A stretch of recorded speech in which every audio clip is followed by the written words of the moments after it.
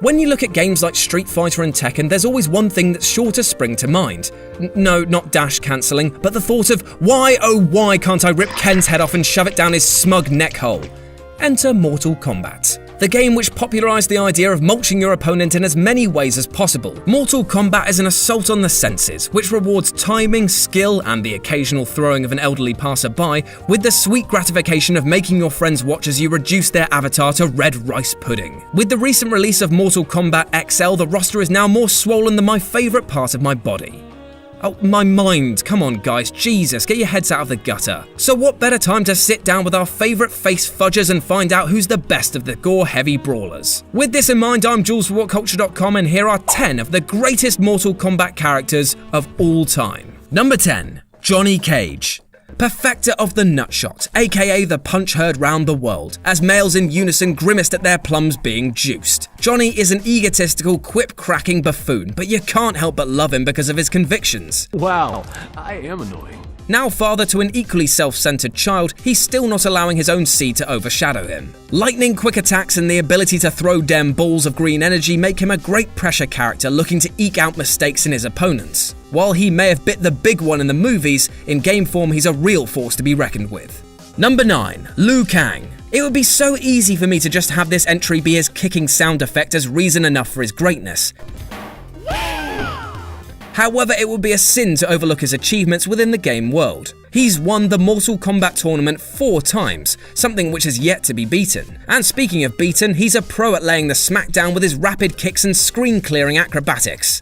Plus, he turns into a dragon, so check plus. Number 8. Kano.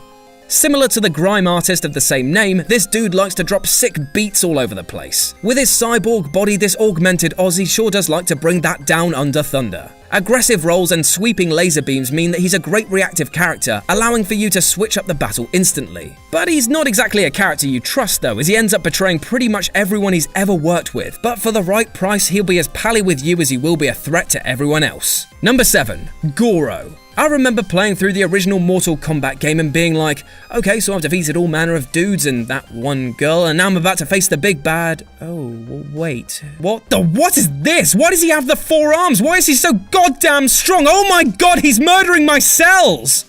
Ladies and gents, Goro. Up until his defeat at the hands of Liu Kang, he was undefeated for over 500 years, and judging by his brutal strikes and aggressive demeanor, it's safe to say that very little of that time was spent chilling. Number 6. Shao Kahn. I've already expressed my utter rage for this character and his ungodly cheap attacks in a previous video, but ye gods does it make it even more clear why he's the boss of Mortal Kombat 3. He's an utter powerhouse and only gets stronger with each victory, as he possesses the ability to absorb souls and add to his own powers. A pure lust-hound for fighting, Shao Kahn persistently throws himself into battles with Earthrealm and the gods themselves, using his vast knowledge of the black arts to bolster his forces and coerce people to fight for him. His hat/face mask might be one of the more practical items to be worn by a mortal combatant, but this guy is no joke. Number 5. Ermac. This telekinetic powerhouse first started as a rumour in the year of the arcade cabinet, with many people arguing that he could be unlocked through a series of ridiculous challenges. As an answer to the growing gossip mill, the devs actually put him in the game as a palette swap ninja. But what started as a jokey response grew to the ultimate beast we see in Mortal Kombat 10. A harvester of souls who feeds off the life force of the living and is capable of insane feats of mental mutilation. The legend may have been born in whispers, but has ended up being a truly dominating force. Number 4. Mileena. Now, the obvious pun here is that she's a literal man-eater, what with her jawline looking sharper than my dress sense and her attire setting off all kinds of boner jams. But don't be swayed by her appearance, as her deadly size, skills and habit of roly-poly pummeling will be the end of you if taken lightly. A prideful character through and through, Mileena believes that she is destined to be ruler of all realms, and leads her armies with ruthless aggression and utter determination. This attitude flows into her moves, which are graceful but punishing, getting up close and personal with enemies in as short a time as possible. Number 3. Quan Chi. This slaphead slaughter machine does not mess around when it comes to aspirations. He's not interested in just winning the tournament and taking over Earthrealm, but is intent on taking control of reality itself. As the most powerful sorcerer in the Netherrealm, Quan Chi is a dab hand at summoning astral forces to aid him in battle. Playing against him can be a real challenge, as his moves are subtle in their windup and can grief players at all ranges. But that's if he chooses to fight, for his immense mystic might allows him to reanimate the dead and even brainwash living souls to fight for him. Number 2. Raiden.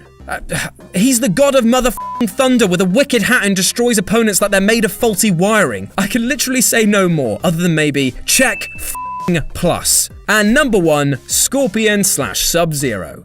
Yes, I'm putting the palette swap pairing at number 1, so sue me. But you can't really think of one without the other, as the deadly duo have been bitter rivals and the poster boys for the franchise since it first released. Old Hank Scorpio has been after the Blue Meanie for most of the series due to Sub-Zero apparently having killed his entire family. This turned out later to not be the case, but that sure as hell hasn't put a dampener on their ongoing battle to invert each other's faces. You can't really think of a more iconic look than the yellow and blue ninjas, but despite their his and her style, their movesets couldn't be more different. Scorpion prefers to hop, skip and thump around the stage, while Sub-Zero is more calculated, preferring to freeze opponents in place and line up a swift uppercut or two. Whatever your preference of the two, you can't deny that this couple is both super cool and lit as f*** at the same time. And that's our list. Got any more pugilists you'd like to see on our list?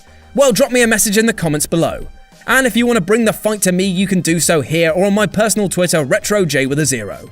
If you enjoyed the video, then like, share and subscribe for more. I've been Jules for WhatCulture.com, and I'll see you soon.